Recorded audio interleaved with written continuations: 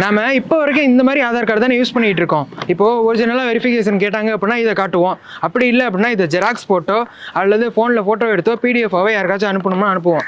வேறு டிசம்பர் மாதத்துலேருந்து இது செல்லாதா? புதுசாக ஒரு ஆதார் கார்டு வரப்போகுதுன்னு சொல்கிறாங்க. அந்த ஆதார் கார்டு தான் நம்ம யூஸ் பண்ணணுமா? அந்த ஆதார் கார்டு யூஸ் பண்ணோம் அப்படின்னா ஃபோனில் இந்த ஆப் கண்டிப்பாக நம்ம வச்சுருக்கணுமா?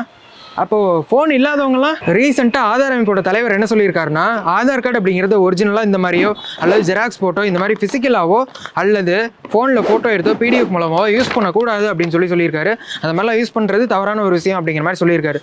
சரி, அப்படி யூஸ் பண்ணக்கூடாது அப்படின்னா இப்போ புது ஆதார் கார்டு வரப்போகுதுன்னு சொல்கிறாங்க டிசம்பர் மாதத்துலேருந்து. அது எப்படி இருக்க போகுது அப்படின்னா, இப்போது நம்ம நார்மலாக யூஸ் பண்ணுற ஆதார் கார்டில் எல்லாமே நம்மளுடைய பேர், டேட் ஆஃப் பர்த், அட்ரஸு, அதுக்கப்புறம் Aadhaar number, QR code, photo இது எல்லாமே வெளிப்படையாக தெரிகிற மாதிரி இருக்குல்ல. இது எல்லாமே இல்லாமல் இப்போ புதுசாக டிசம்பர் மாதத்துலேருந்து வரப்போகிற ஆதார் கார்டில் நம்மளுடைய ஃபோட்டோ, கியூஆர் கோடு மட்டும்தான் இருக்குமா? மற்ற எந்த டீட்டெயில்ஸுமே இருக்காதான். எந்த டீட்டெயில்ஸுமே இருக்காதுன்னா அதோட டீட்டெயில்ஸ்லாம் எப்படி நம்ம பார்க்கறது அப்படின்னா கியூஆர் கோடை ஸ்கேன் பண்ணுறது மூலமாக தான். இப்போ புதுசாக ஒரு ஆப் வந்துருக்குன்னு சொன்னேன் இல்லை, அது ஃபியூச்சரில் எல்லாருமே வச்சிருக்கணும்னு சொல்லிட்டாங்கன்னா என்ன பண்ணுறது? அதுக்காக தான் இப்போ புதுசாக அந்த ஆதார் ஆப்பை என்னோட ஃபோன்லேயே இன்ஸ்டால் பண்ணியிருக்கேன். அது எப்படி இருக்குன்னு பார்க்கலாம் வாங்க.